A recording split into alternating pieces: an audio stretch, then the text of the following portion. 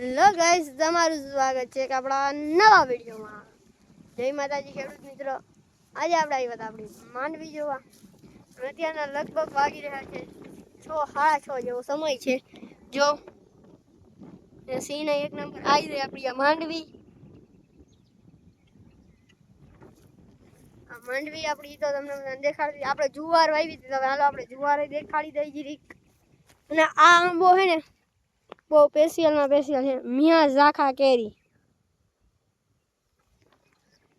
બીજા અહીંયા આપણે જાણવા જોઈએ કાયરી આંબો, આયરિયા બે અહીંયા આંબા છે, અહીંયા જાંબુડી.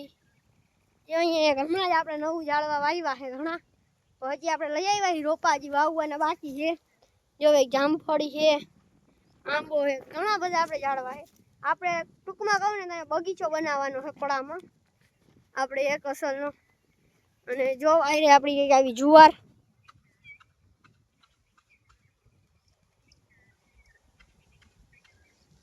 જુવાર આ આપણું છે ગાયું માટેનું ખડ. આ બધું તમે તમને દેખાડી દીધું. તો હજી આપણે છે ને હું કહું ને તો આજે આપણે 15 સબસ્ક્રાઈબર છે.